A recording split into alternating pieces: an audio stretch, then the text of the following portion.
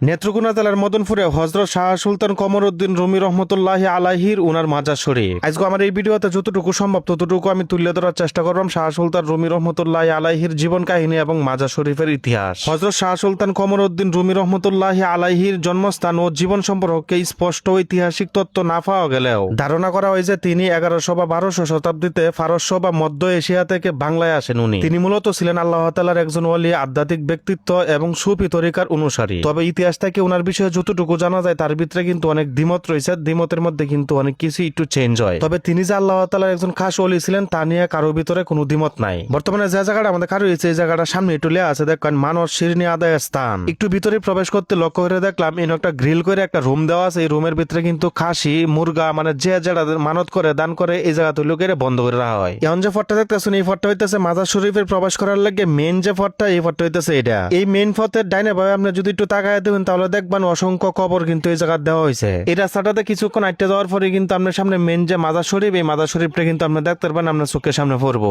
মাজারে প্রবেশ করার যে মেন গেটটা আছে এই মেন গেটের মধ্যে কিন্তু স্পষ্ট লেখা আছে হযরত শাহ সুলতান কমরউদ্দিন রুমি রহমতুল্লাহি আলাইহির মাজার শরীফ, আগমন 445 হিজরি। আর এখন যে দেখতেছেন হাতের ডাইন পাশে মূলত এই জায়গাতে শুয়ে তো আছেন হযরত শাহ সুলতান কমরউদ্দিন রুমি রহমতুল্লাহি আলাইহি। আসলে বিষয়টা হইতেছে গুনাহগার বান্দা হিসাবে একজন আল্লাহ তাআলার ওলির প্রশংসা করে কোনো সময় কিন্তু আসলে শেষ করা সম্ভব না। তারপরে যতটুকু সম্ভব ততটুকু আমরা সামনে তুলে ধরতেছি। তারপরে একটু সামনে যাইতে একটা অদ্ভুত বিষয় আমার চোখের সামনে পড়লো। এই নইলোকে একটা সান আর একটা তারকা মানে দুইটা মিলে ফিতলের লোকে একটা জিনিস বানায় রাখছে। এই বিষয়ে আমি একটু তথ্য জানতাম চাইছিলাম। একজন মুরব্বী কিন্তু মাজার শরীফের সাথে আছেন। ফিতলের সাদ আর তারকা এই সম্পর্কে আমি জানতাম চাইলাম এই মুরব্বীর কাছে। মুরব্বী আমার যতটুকু জানাইলো একজন ভক্ত নাকি খুশি হয়ে এই জায়গা তুলে রেখে গেছে। আমার আরেকটা বিষয় সবচেয়ে বেশি ভালো লাগছে, আমি খুশি হয়েছি দুইটা ক্যালেন্ডারের মধ্যে দেখবেন লেখা আছে মাজার শরীফে কেহ সেজদা করবেন না, সেজদা করা শিরিক। তারপরে আরেকটা ক্যালেন্ডারের মধ্যে লেখা আছে মাজারে জিয়ারত করার নিয়মাবলী, সূরা ফাতিহা 1 বার, সূরা ইখলাস 3 বার, দুরূদ শরীফ 11 বার, আস্তাগফিরুল্লাহ 11 বার। তারপরে মাজার শরীফের পিছে গেলাম মানে অপোজিট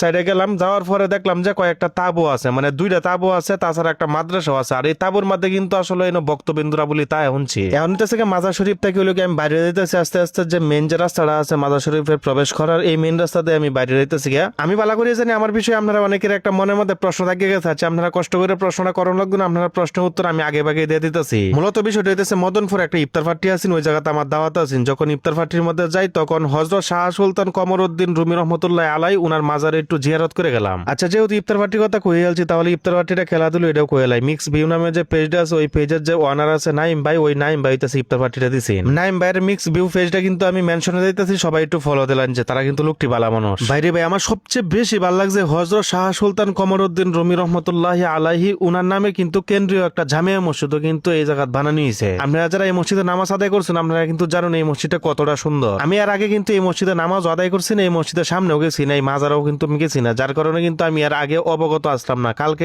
তো মানে মসজিদটা দেখে পুরাই অবাক হইলাম। আরেকটা বিষয় হইতাছে এই মাজার সম্পর্কে আমি যে তথ্যটি দিচ্ছি এর ভিতরে যদি কোনো ভুল হয়ে থাকে অবশ্যই কমেন্ট সেকশনে কিন্তু ভুলটি ধরাইয়া দিবেন। নির্বিশেষে সব মিলাইয়া যদি আমি কইতাম চাই তাহলে এক কথায় মাজার শরীফ আর মসজিদ মানে এক কথায় অসাধারণ, মাশাআল্লাহ। আরেকটা বিষয় লক্ষ্য করে দেখলাম এনে কিন্তু অজুখানার যে ব্যবস্থাটা করা হয়েছে মানে অজুখানার যে হাউসটা করা হয়েছে, পানির ব্যবস্থা করা হয়েছে, এটা কিন্তু দুর্দান্ত সুন্দর, অনেক সুন্দর করে অজু করা যায় বৈশা। আচ্ছা, আপনারা খেলা এই মাজার শরীফে গেছেন অবশ্যই কমেন্ট সেকশনে লিখে জানাইবেন। আর এই ভিডিওটা খেলা কোন জায়গা থেকে দেখছেন এটাও কিন্তু কমেন্ট সেকশনে লিখে জানাইবেন। আল্লাহ তাআলা আপনারা ভালো রাখুন, সুস্থ রাখুন ও ফাঁসক্ত নামাজ আদায় করুন। যে নামাজ আদায় না করলে কিন্তু ফেরেশতারা ডান্না মানে ঠান্ডা করে বলবো। তো আমার সব আপনার যত বড় প্রেসিডেন্টের ফলো না করে।